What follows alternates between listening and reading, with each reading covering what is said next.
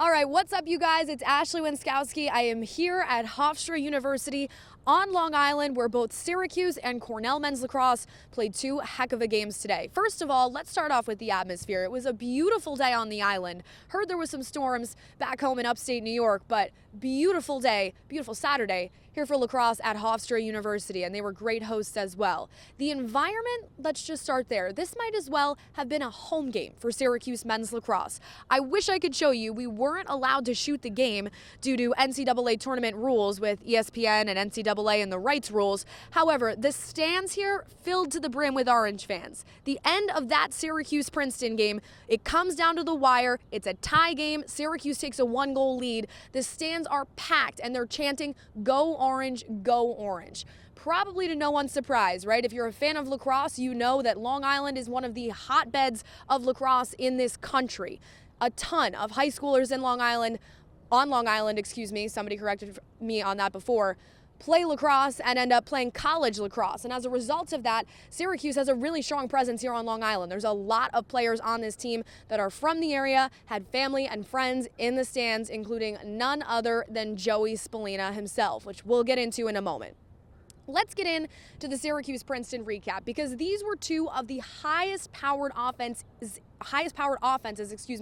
in the country this season, and we saw that in this game, right? We went into it, we expected it to be a really physical offensive shootout, and to say that that was the case would be an understatement. There was really no defense to be found in this game. Gary Gait will beg otherwise, but I did ask a question in the post-game press conference afterwards when we were speaking to him.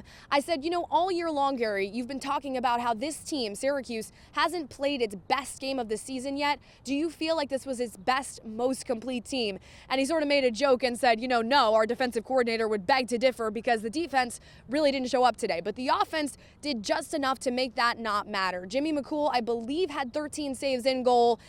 Not his best day, but he did just enough at just the right time. If you were watching this game, you saw Princeton get a shot off in the final seconds of the game when SU had a 19-18 lead, which would end up being the final score. Saw Princeton make a shot. McCool made one of the most important saves of his entire career. When that ball went into McCool and he saved it, that's when you knew that Syracuse had a really good chance to win this game. But like I mentioned, two offensive powerhouses, right? Princeton spent much of the year ranked as the second best team in the country, behind none other than Cornell. Really, towards the end of the season, the Tigers found their own and found their footing, and even gave Cornell, who many believe to be the best team in the country, a run for their money in the Ivy League tournament championship. So when Syracuse was paired with Princeton, headed into this quarterfinal round, I would really say that they weren't the favorite. I think a lot of people expected Syracuse to falter at the hands of Princeton, but the Orange have gotten hot at just the right time.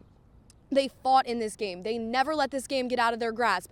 And like I said, the offense had just enough guys that were cooking to come out of this. Joey Spallina absolutely exploded. You want to say he silenced the critics, he heard the noise, whatever you want to say. Spallina came out today with 8 points, 4 goals, 4 assists. Of course, he's a Mount Sinai, New York native, which is about an hour east, I should say, on Long Island of where we are right now. So he had a ton of friends and family in the stands. Long Island, his hometown.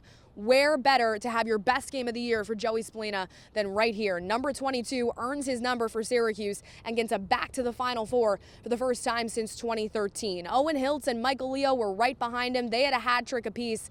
And like I said, these two offenses ran with each other. This whole game, it really felt like, the brakes were off the train, and whichever team had the ball last was going to win the game. Now, that didn't technically end up being the case because Princeton got the ball back with about 3 seconds left for a disputed call. I'm not even sure anyone found out why that happened with the refs, but 3 seconds wasn't enough time for them to score, and Syracuse comes out of here with the win.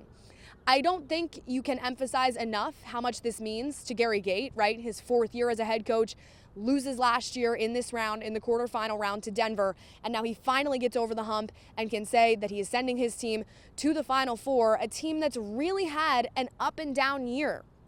Let's recap the season for a minute for Syracuse men's lacrosse, right? They start out the beginning of the year a really highly touted team. They're second, third in the national polls. The hype around this team to begin the lacrosse season was really, really high. Then they have a great start to the season, right? They're making their way through ACC play. Things look good. They really falter to end the regular season with those 3 straight losses. Excuse me. excuse me if you're watching at home, those 3 straight losses, and I think people were starting to question them. They were questioning, is this even an NCAA tournament team? They were really, really on the bubble, and then they absolutely made the most of their time in Charlotte, taking the ACC tournament, which put them squarely in the NCAA tournament field, and even gave them a home game, which we saw them really use to their advantage against Harvard with that overtime win at the Dome in the first round. So they win against Harvard in the first round, overtime. Now they come out here to Long Island in the quarterfinals. They take down a really, really solid, really good Princeton team by 1 goal. And now they head off to the Final Four. Syracuse and Cornell both off to the Final Four next weekend, Memorial Day weekend. It's at Gillette Stadium in Foxborough, Massachusetts, so up in the Boston area. The opponents, I must say, are to be determined. The other 2 quarterfinals games are being played tomorrow, Sunday, right here on Long Island as well. That'll be Georgetown, Maryland, and Notre Dame, Penn State. So opponents TBD. Excuse me, but Syracuse and Cornell can't face each other until the national championship, and we've seen that a few times throughout their history, and what a national championship that would be. For now, I'll sign off here on Long Island.